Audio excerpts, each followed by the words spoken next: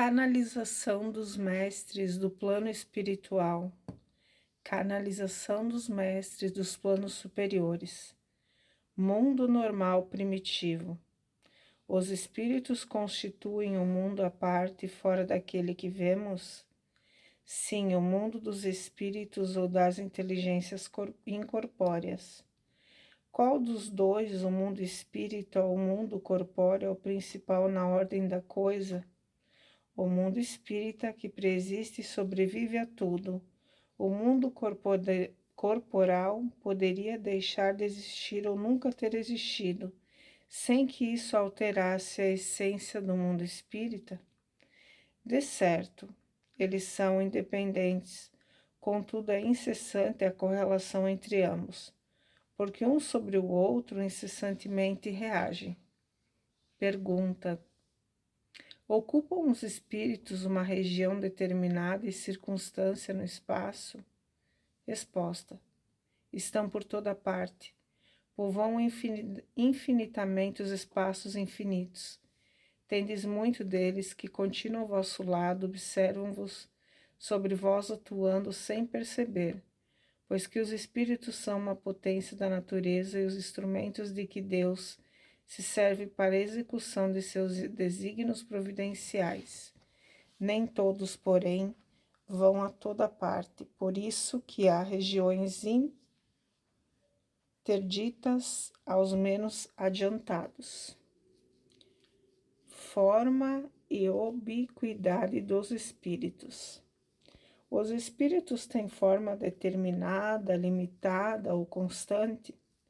Para vós não e para nós sim. O espírito é, se quiserdes, uma chama, um clarão ou uma centelha etérea. Essa chama ou centelha tem cor? Tem uma coloração que para vós vai de colorido escuro ao opaco a uma cor brilhante, qual a do rubi, conforme o espírito é mais ou menos puro. Representam-se de ordinários e gênios como uma chama de estrela na fronte. É uma alegoria que lembra a natureza essencial dos espíritos. Colocam-na no alto da cabeça porque aí está a sede da inteligência. Pergunta: os espíritos gastam algum tempo para percorrer o espaço? Sim, mas fazem-o com rapidez do pensamento. O pensamento não é a própria alma que se transporta? Quando o pensamento está em alguma parte, a alma também está aí, pois que é a alma que se pensa, o pensamento é um atributo. Pergunta: o espírito que se transporta de um lugar para o outro tem consciência da distância que percorre e dos espaços que atravessa, ou é subitamente transportado ao lugar onde quer ir? Dá-se uma e outra coisa. O espírito pode perfeitamente, se quiser, inteirar-se da distância que percorre, mas também essa distância pode desaparecer completamente, dependendo isso da sua vontade, bem como da sua natureza, mais ou menos depurada. Pergunta: a matéria opõe obstáculo ao espírito? Nenhum. Eles passam através de tudo. O ar, a terra, as águas e até mesmo o fogo lhes são igualmente acessíveis.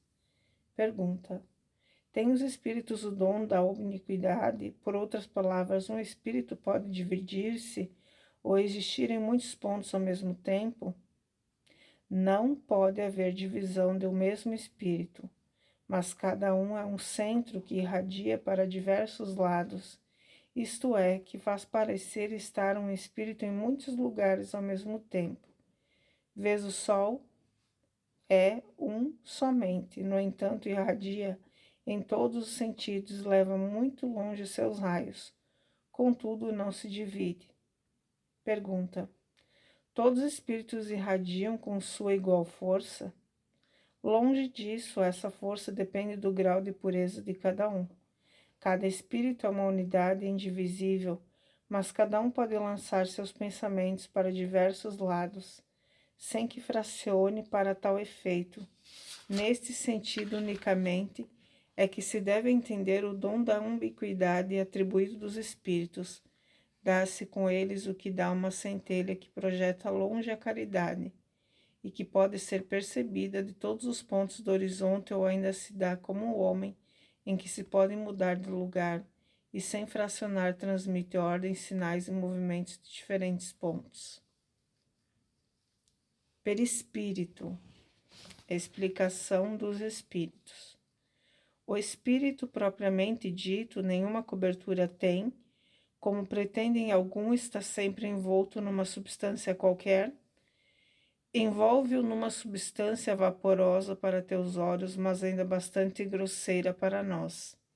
Assaz vaporosa, entretanto, para poder elevar-se na atmosfera e transportar-se onde queira. Envolve o germe de um fruto ao persistema do mesmo modo.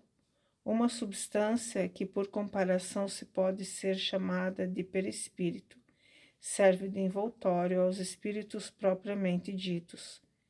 Pergunta: de onde tira o espírito seu invólucro semimaterial? Do fluido universal de cada globo, razão porque não é idêntico em todos os mundos. Passando de um mundo para o outro, o espírito muda de envoltório. Como mudais de roupa? Pergunta: assim, quando os espíritos que habitam mundos superiores vêm ao nosso meio tomar um perispírito mais grosseiro, é necessário que se revistam da vossa matéria, já dissemos. Pergunta: o invólucro semimaterial do espírito tem formas determinadas e pode ser perceptível? Tem a forma que o espírito queira. É assim que este vos aparece em algumas vezes, quer em sonho ou em estado de vigília, e que por torna forma visível, mesmo palpável. Diferentes ordens dos espíritos. São iguais os espíritos ou há entre eles qualquer hierarquia? São de diferentes ordens conforme o grau de perfeição que tenham alcançado? São ilimitados em número porque entre eles há linhas de demarcação traçadas como barreiras de sorte que as divisões podem ser multiplicadas ou restringidas livremente. Todavia, considerando-se os caracteres gerais do espírito, elas podem reduzir-se a 3 principais. Na primeira, colocar-se-ão os que atingiram a perfeição máxima, os puros espíritos formam a segunda, os que chegaram no meio da escala, o desejo do bem, o que neles predomina.